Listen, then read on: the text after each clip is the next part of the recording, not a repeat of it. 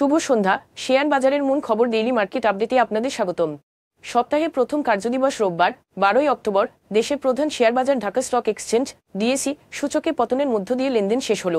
এ নিয়ে টানা পঞ্চম কার্যদিবস ধরে পতনের মুখে প্রধান মূল্যসূচক ডিএসইএক্স। আজ এটি 81.25 পয়েন্ট বা 1.54% হারিয়ে 5,202 পয়েন্টে স্থির রয়েছে। বাজারের লেনদেনের পরিমাণ দাঁড়িয়েছে 543 কোটি টাকা, যা আগের কার্যদিবসের তুলনায় 2.33% বেশি।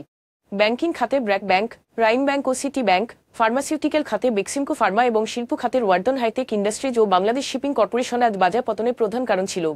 খাতভিত্তিক রিটার্নে দেখা যায় প্রায় সব খাতই আজ ক্ষতির মুখে পড়েছে। এর মধ্যে আইটি খাত সর্বোচ্চ 2.89% পতন এবং ব্যাংক বহির্ভূত আর্থিক প্রতিষ্ঠান এনবিএফআই খাত দ্বিতীয় সর্বোচ্চ 2.46% পতনের সম্মুখীন হয়েছে। আজকের শীর্ষ 20 ক্ষতিগ্রস্ত কোম্পানির মধ্যে 8টি এনবিএফআই ও 4টি ব্যাংক অন্তর্ভুক্ত ছিল। সিমটিক্স ইন্ডাস্ট্রিজ, প্রগতি লাইফ ইন্স্যুরেন্স এবং এসালম কোল্ড রোল স্টিলস আজকে সর্বোচ্চ দরবৃদ্ধি পাওয়া শেয়ার ছিল। বিপরীতে Bangladesh industrial finance, peoples leasing and financial services এবং সোশ্যাল ইসলামী ব্যাংক আজকে সর্বোচ্চ দরপতন পাওয়া শেয়ার হিসেবে চিহ্নিত হয়েছে। এসব শেয়ারের ক্ষেত্রে কোনো মূল্য সংবেদনশীল তথ্য প্রকাশিত হয়নি। প্রগতি insurance, ICB employees provident mutual fund এবং পাইওনিয়ার ইন্স্যুরেন্সের লেনদেনের পরিমাণ গত 3 মাসের গড় লেনদেনের তুলনায় উল্লেখযোগ্যভাবে বৃদ্ধি পেয়েছে। তবে এই অস্বাভাবিক লেনদেন বৃদ্ধির পেছনে স্বাভাবিক কোনো কারণ জানা যায়নি। আজকের শীর্ষ দুটি সংবাদ বাংলাদেশের অর্থনীতি 2024-25 অর্থবছরের চতুর্থ প্রান্তিকে সামান্য পুনরুদ্ধার হয়েছে। বাংলাদেশ পরিসংখ্যান ব্যুরো বিবিএস এর তথ্য অনুযায়ী প্রবৃদ্ধি হার দাঁড়িয়েছে 3.35%, যা গত বছরের একই সময়ে ছিল 2.14%।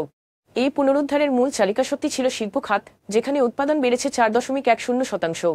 কৃষি খাতেও প্রবৃদ্ধি হয়েছে 3.01%।